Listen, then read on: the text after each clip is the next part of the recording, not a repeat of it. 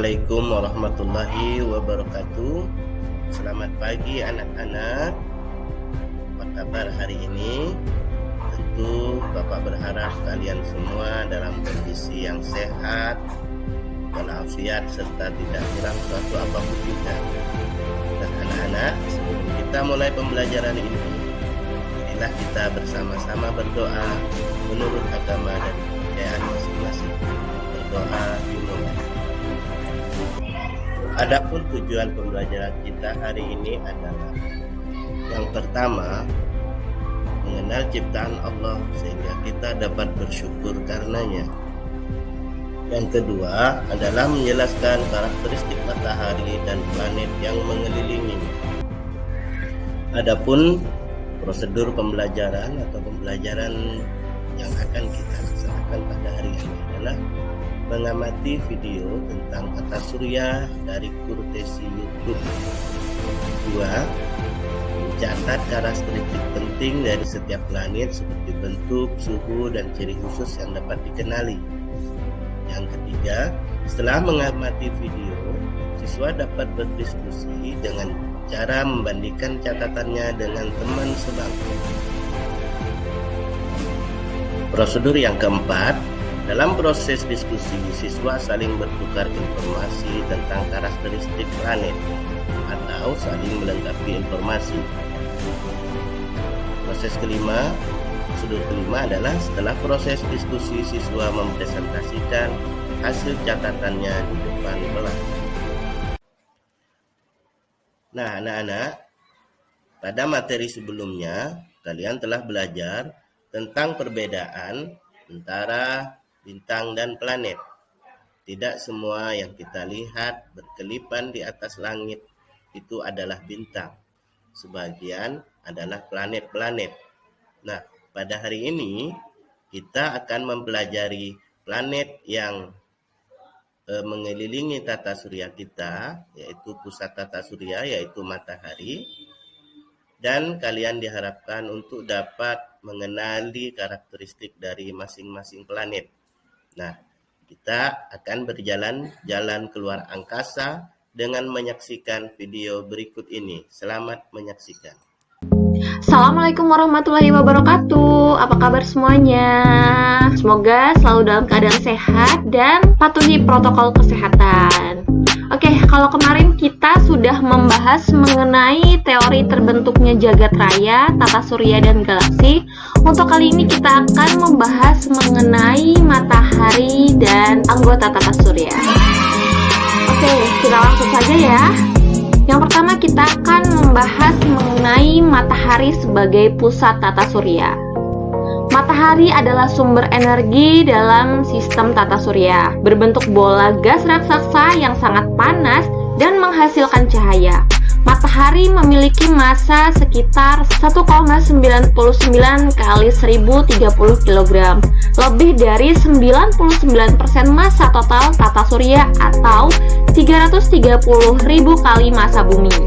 Diameternya sekitar 1.400.000 km atau lebih dari 100 kali diameter bumi. Besar sekali bukan? Kandungan massa matahari didominasi oleh helium dan sisanya terdiri dari hidrogen, oksigen, karbon, neon, besi, dan elemen berat lainnya. Rotasi matahari berlangsung selama 27 hari dari satu kali putaran. Kemiringan sumbu matahari sekitar 7,25 derajat dari sumbu orbit bumi sehingga pada bulan September kutub utara matahari lebih terlihat dan kutub selatan terlihat pada bulan Maret. Matahari memiliki 6 pengelompokan. Yang pertama ada inti matahari, fotosfer, kromosfer, korona, zona radiasi, dan zona konveksi. Kita akan membahasnya satu persatu. Yang pertama kita akan membahas mengenai inti matahari atau core. Inti matahari adalah pusat matahari. Inti matahari terdiri atas elektron, proton, neutron, dan atom yang membentuk inti plasma matahari. Gerakan atom yang dikombinasikan menghasilkan reaksi yang menyebabkan suhunya sangat tinggi mencapai 15 sampai dengan 20 juta Kelvin. Kemudian yang kedua kita akan membahas fotosfer. Fotosfer adalah bagian permukaan matahari yang dapat dilihat dengan bantuan teleskop. Fotosfer tampak seperti butiran-butiran kecil yang menyerupai piringan berwarna kemasan. Lapisan ini terdiri dari hidrogen, helium, karbon, neon, oksigen, dan nitrogen. Suhunya mencapai 6000 Kelvin. Kemudian yang ketiga ada kromosfer. Kromosfer adalah lapisan atmosfer matahari. Kromosfer sebagian besar tersusun atas gas hidrogen dan suhunya mencapai 10.000 Kelvin. Kemudian pengelompokan yang ketiga atau lapisan yang ketiga ada yang namanya korona. Korona adalah lapisan matahari yang paling luar. Suhu pada lapisan ini lebih panas daripada lapisan kromosfer dan suhunya mencapai 2106 Kelvin. Kemudian pengelompokan yang selanjutnya ada zona radiasi. Nah, zona radiasi adalah tempat transformasi energi panas matahari dari inti matahari ke seluruh permukaan matahari. Suhu dari zona ini lebih rendah daripada suhu inti matahari. Setidaknya dibutuhkan 170.000 tahun untuk melepaskan energi pada inti matahari agar dapat mencapai zona radiasi. Lapisan selanjutnya adalah zona konveksi. Zona konveksi terletak di luar zona radiasi. Zona ini adalah tempat menyalurkan atau merambatkan energi panas matahari dari inti matahari ke permukaan matahari. Aktivitas matahari menyebabkan beberapa noda dan gumpalan di permukaannya. Aktivitas matahari terdiri dari granula, yaitu gumpalan matahari. Nah, granula adalah gumpalan-gumpalan di permukaan matahari karena terjadinya perubahan suhu yang sangat besar antara daerah panas dan daerah dingin di permukaan matahari. Nah, granula dapat bertahan selama puluhan menit. Kemudian, aktivitas yang kedua adalah bintik hitam matahari. Bintik hitam matahari adalah bagian permukaan matahari yang suhunya lebih rendah, yaitu sekitar 4000 sampai dengan 5000 Kelvin dari suhu di sekitarnya, karena adanya perubahan magnet matahari. Kemudian aktivitas yang ketiga ada yang namanya prominensa. Prominensa adalah semburan material matahari keluar kemudian jatuh kembali ke permukaan matahari. Bentuk semburannya dapat berbentuk pita, lob, spiral, gunung, dan tabir. Ketinggian semburannya dapat mencapai 1,6 juta kilometer. Kemudian aktivitas yang keempat yaitu semburan matahari atau disebut juga dengan flare. Semburan matahari adalah ledakan atmosfer matahari. Semburan ini mempengaruhi semua lapisan atmosfer matahari yaitu fotosfer, korona, dan kromosfer. Biasanya semburan matahari terjadi di wilayah aktif sekitar bintik matahari. Posisi matahari pada saat-saat tertentu menyebabkan terjadinya suatu fenomena yang dinamakan gerhana. Gerhana matahari terjadi pada posisi bulan berada di antara matahari dan bumi. Setelah kita membahas mengenai matahari sebagai pusat tata surya, kemudian kita akan membahas mengenai anggota tata surya, yaitu planet. Oke, langsung kita bahas planet-planet yang ada di tata surya. Planet yang pertama atau planet yang paling dekat dengan matahari yaitu Merkurius. Merkurius adalah planet terkecil di tata surya dengan diameter 4.880 km. Planet ini tidak memiliki satelit alam dan tidak memiliki atmosfer khusus. Jarak dari Merkurius ke matahari sekitar 57,9 juta kilometer. Rotasi Merkurius sangat lambat, yaitu 58,56 hari dengan suhu permukaan sangat ekstrim, mencapai 420 derajat Celcius di kala siang dan minus 183 derajat Celcius di kala malam. Planet yang kedua adalah planet Venus. Planet ini berjarak 108,2 juta kilometer dari matahari, memiliki diameter 12.104 km. Suhu permukaan di Venus 471 derajat Celcius. Planet Venus adalah planet terpanas di tata surya dan planet Venus juga adalah benda langit yang paling cemerlang setelah matahari dan bulan. Planet Venus saat berotasi atau sekali mengorbit membutuhkan waktu 249 hari dan berevolusi selama 224,7 hari. Kemudian yang ketiga, kita akan membahas planet Bumi.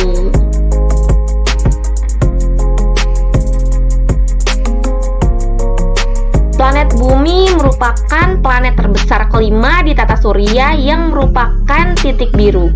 Rata-rata temperatur permukaannya yaitu sekitar 288 Kelvin atau sekitar 15 derajat Celcius. Bumi terlihat berwarna biru karena permukaannya diselimuti oleh air. Bumi memiliki atmosfer sehingga dapat dihuni oleh makhluk hidup.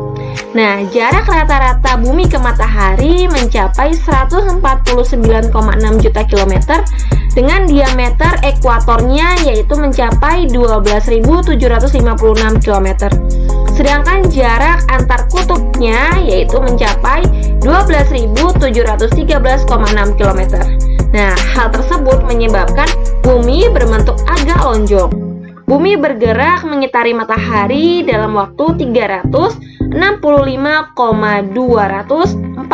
hari dan berputar pada porosnya dalam waktu 23 jam 57 menit. Bumi memiliki satu satelit alami dan pastinya kalian pasti tahu satelit alami apakah itu? Ya, benar, satelit alaminya adalah bulan. Kemudian kita akan membahas planet terdekat keempat dengan matahari yaitu planet Mars. Planet Mars memiliki diameter 6.780 km atau setengah dari diameter bumi. Jadi Mars itu lebih kecil daripada bumi. Mars identik dengan warna merah atau disebut juga dengan planet merah. Planet Mars adalah planet yang paling mirip dengan bumi dibandingkan dengan planet-planet yang lain. Nah, banyaknya kemiripan planet Mars dengan bumi, NASA saat ini diketahui sedang mempelajari lebih dalam mengenai tanda-tanda kehidupan di planet Mars. Nah, selain karena atmosfernya yang kaya akan oksigen, atmosfer Mars juga didominasi atau lebih dominan dengan karbon dioksida. Selain itu, suhu rata-rata planet ini juga sekitar minus 60 derajat Celcius sampai dengan 30 derajat Celcius. Di daerah kutub pada planet ini juga ditemukan adanya wujud es, sehingga hal ini menandakan adanya komponen air di planet ini. Mars membutuhkan waktu selama 687 hari dan berputar pada sumbunya dalam waktu 24,62 jam. Nah, planet Mars memiliki dua satelit alam yang bernama Phobos dan Deimos. Kemudian kita akan membahas planet selanjutnya yaitu planet Jupiter. Nah, planet ini merupakan planet terbesar loh di tata surya. Diameternya mencapai 139,822 km atau 11 kali dari diameter bumi. Jupiter adalah planet gas yang tidak memiliki permukaan padat sehingga diameternya besar. Planet Jupiter didominasi oleh hidrogen dan helium. Jarak matahari ke planet Jupiter adalah 778,3 juta kilometer dengan waktu yang dibutuhkan untuk mengelilingi matahari adalah 29,41 tahun. Rotasi Jupiter dalam waktu 10 jam 40 menit dengan suhu permukaan rata-rata sebesar 50 derajat Celcius. Planet ini memiliki 63 satelit alami, diantaranya adalah Ganymede, Callisto, dan Io. Kemudian kita akan membahas mengenai planet yang keenam yaitu Saturnus. Saturnus memiliki diameter 116.000 km atau 10 kali dari diameter bumi, serta memiliki suhu rata-rata minus 175 derajat Celcius sama dengan Jupiter. Saturnus juga berwujud komponen gas yaitu hidrogen, helium, metana, dan amonia. Komponen amonia inilah yang membuat Saturnus berwarna kuning keemasan. Nah, salah satu ciri khas dari Saturnus adalah adanya lingkaran cincin yaitu bongkahan batu dan juga es yang mengelilingi planet Saturnus.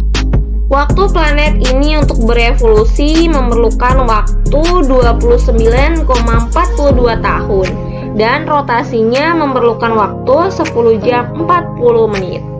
Kemudian kita akan membahas mengenai planet yang ketujuh, yaitu Uranus. Planet Uranus adalah planet yang memiliki jarak yang cukup jauh dibandingkan dengan planet-planet sebelumnya. Planet Uranus memiliki diameter 50.000 km atau 4 kali diameter bumi dan memiliki suhu rata-rata minus 180 derajat Celcius. Hal itu disebabkan karena jaraknya yang semakin jauh dengan matahari. Planet Uranus juga merupakan planet gas. Namun yang membedakan adalah adanya bongkahan es karena jaraknya yang semakin jauh dari matahari sehingga memungkinkan komponennya membeku. Planet ini terdiri dari komponen gas hidrogen, helium, amonia, dan metana. Nah, gas metana inilah yang menyebabkan Uranus memiliki warna biru kehijauan. Uranus berputar pada porosnya dalam waktu 17 jam 14 menit dan berevolusi selama 84 tahun dan dikelilingi oleh satelit-satelit alami, di antaranya adalah Ariel, Limbrio, dan Titania. Selanjutnya kita akan membahas planet yang terakhir, yaitu Neptunus. Neptunus memiliki diameter 48.600 km dan 4 kali diameter bumi yang merupakan planet terjauh dari matahari dan merupakan planet dengan suhu terendah atau paling dingin di sistem tata surya, yaitu mencapai minus 218 derajat Celcius. Jadi planet yang jaraknya semakin jauh dengan matahari maka suhunya akan semakin menurun. Nah, planet Neptunus memiliki ukuran yang mirip dengan Uranus, yaitu memiliki komponen berupa gas dan bongkahan es.